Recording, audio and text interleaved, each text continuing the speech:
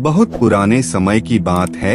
एक गांव में गंगाराम नाम का एक भला आदमी रहता था।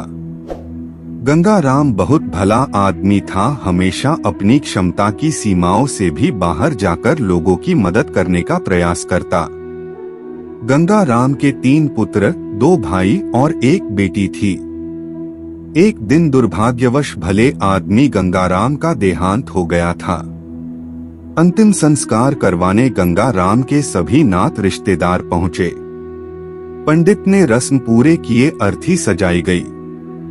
गंगाराम को अर्थी पर लिटाया गया। पुत्रों और भाइयों ने अर्थी उठाई और आगे बढ़े। गंगाराम की बेटी यह दृश्य देख ना पा रही, वह वही जमीन पर लोट लोट कर रोने लगी। गंगाराम के अर्थी की अंतिम यात्रा कुछ दूर तक पहुंची थी कि एक बहुत बड़े सेठ ने उनका रास्ता रोक लिया। सेठ के साथ 2 लोग हाथों में बंदूक लिए खड़े थे। सेठ बोला, ये अर्थी यहाँ से आगे नहीं जाएगी।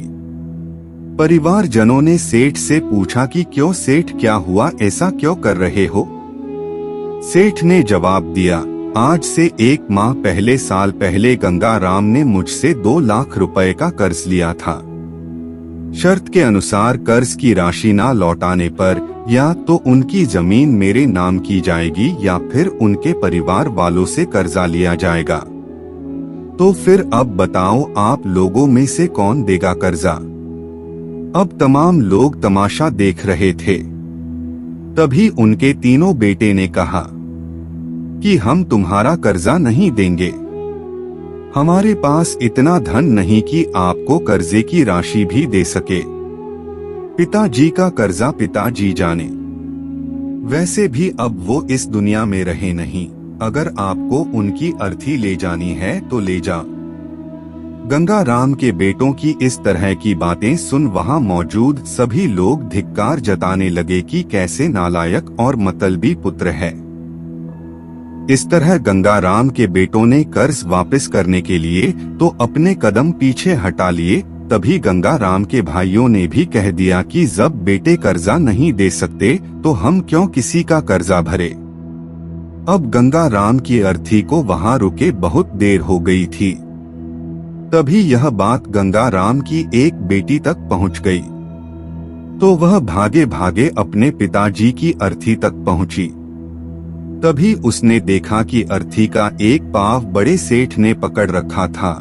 ये देखते ही उसने आंखों में आंसू लिए अपना सारा जेवर और जितने भी पैसे उसके पास थे वो सब सेठ को दे दिए और अपने हाथ जोड़ती हुई ये बोली कि सेठ, अगर ये सब जेवर बेचकर भी आपका कर्जा पूरा ना हो पाए तो मैं खुद मेहनत मजदूरी करके आपका कर्जा चुका दूंगी, मगर इस समय मेरे पिताजी की अंतिम यात्रा को मत रोको।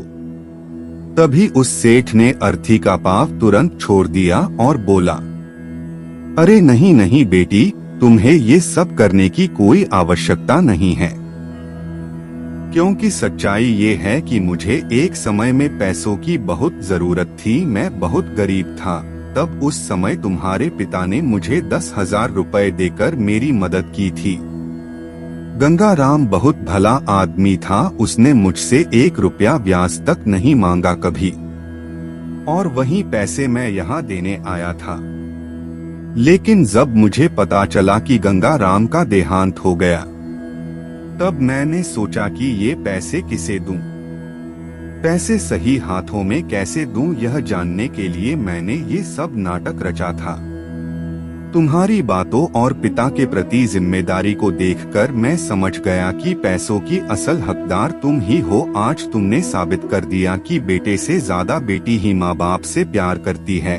आपके पिताजी तो नहीं रहे, लेकिन अब ये कर्ज मैं तुम्हें वापस करके अपने सर से कर्ज के बोझ को खत्म कर देना चाहता हूँ। इसलिए कर्ज को तुम लो और मुझे कर्ज से मुक्त करो। सेठ बेटी को पैसे लौटाकर और अपना आशीर्वाद देकर वहां से चला गया। यह सब देखकर गंगाराम के बेटे और भाइयों का सर शर्म से नीचे झुक गया। तो दोस्तों, इस कहानी से आपने क्या सीखा, कमेंट करके जरूर बताना।